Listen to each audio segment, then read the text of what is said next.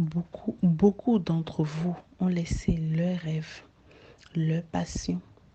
Ils n'utilisent même pas leur talent jusqu'à penser à leurs compétences, à leur expertise ou à leur savoir pour pouvoir se créer en fait une activité rémunératrice, mais ils ont substitué tout parce qu'il est question de vivre.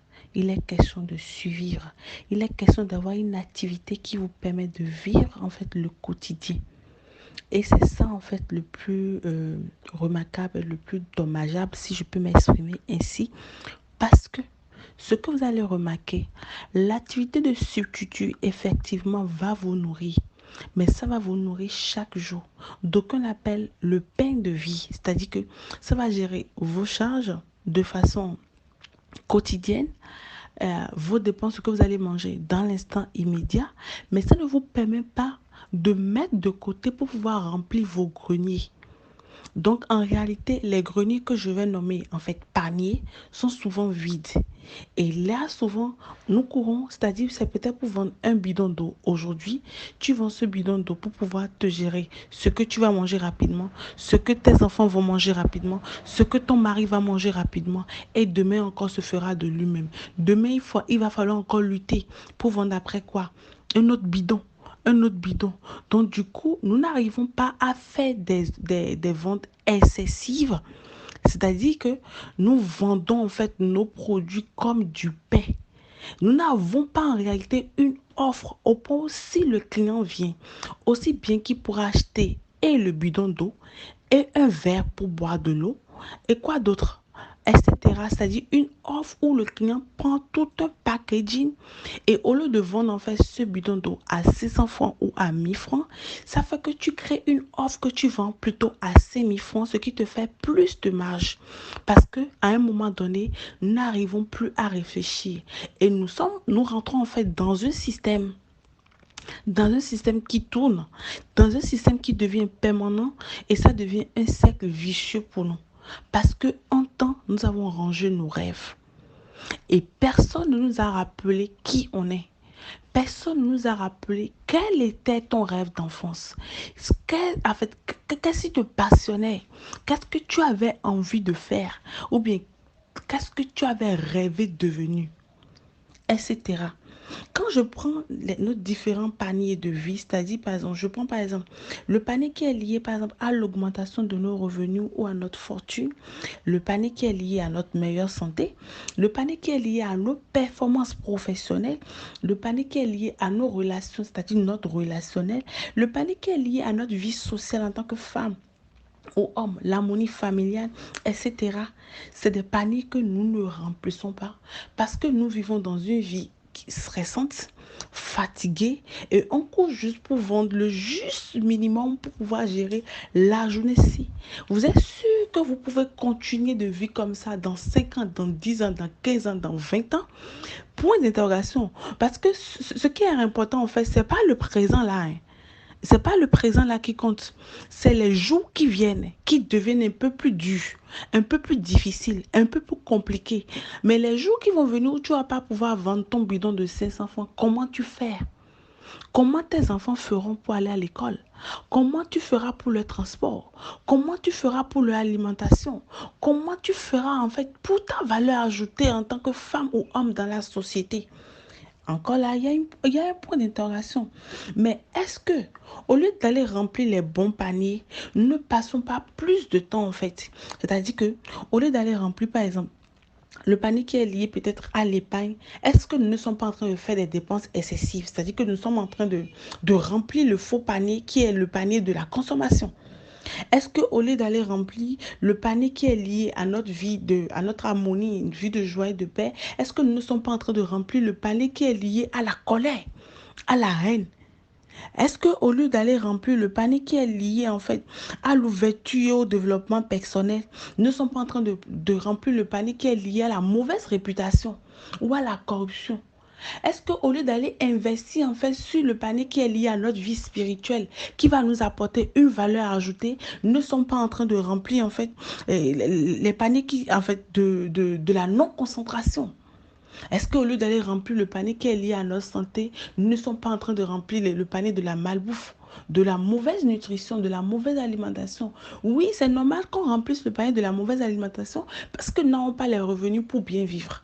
Nous n'avons pas les revenus pour bien nous alimenter. Mais à un moment donné, il va falloir faire un point sur les objectifs importants liés à notre vie. Il va falloir se poser, il va falloir s'asseoir. Peu importe l'âge que vous avez sur tout ça. Et il va falloir vous poser la question de savoir où est-ce que je vais?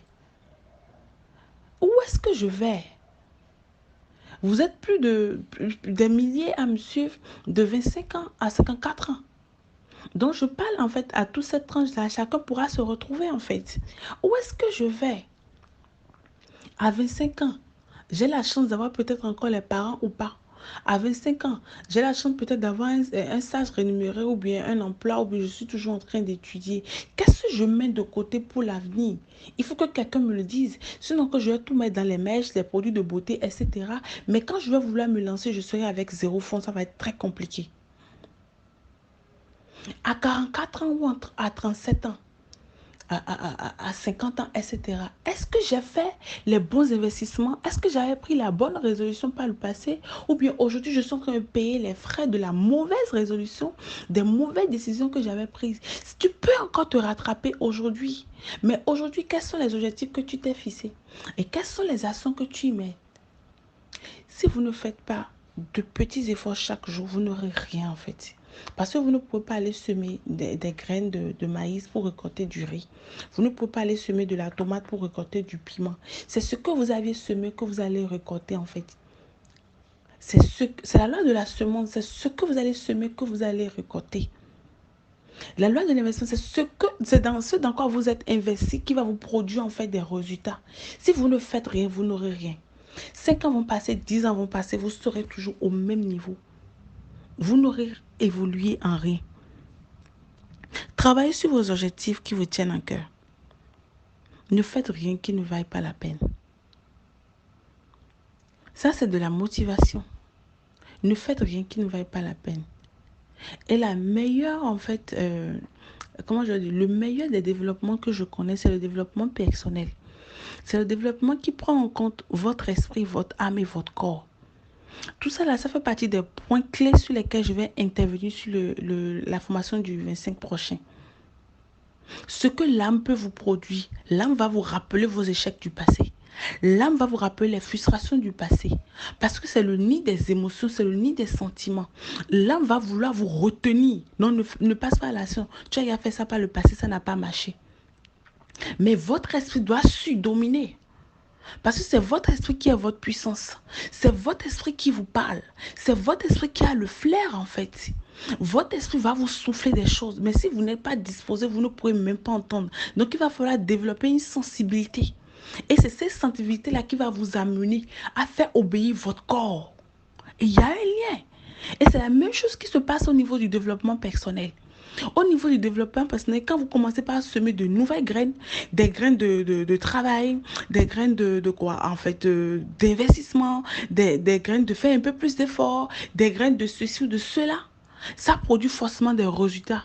Et les résultats changent déjà. En 90 jours, mais vous allez remarquer que les choses ont changé. Mais quels sont les petits efforts que vous faites chaque jour?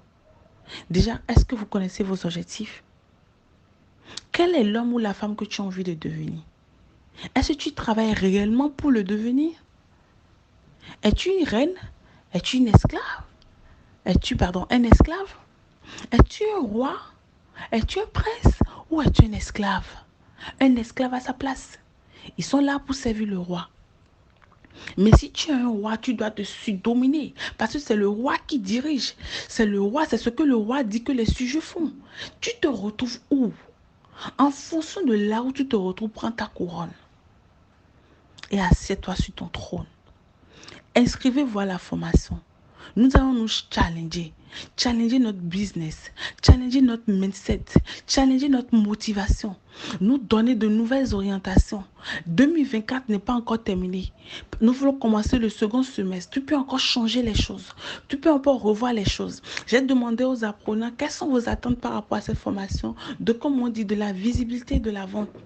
de comment je suis en gestion des affaires, comment je peux faire pour le digital. Les gens ont des sérieux problèmes. Et toi, quel est ton problème? Est-ce que ton problème cadre un peu avec notre formation? Si c'est le cas, inscris-toi. C'était Moulika Touakabassi, votre conseiller en marketing transformationnel et en motivation personnelle.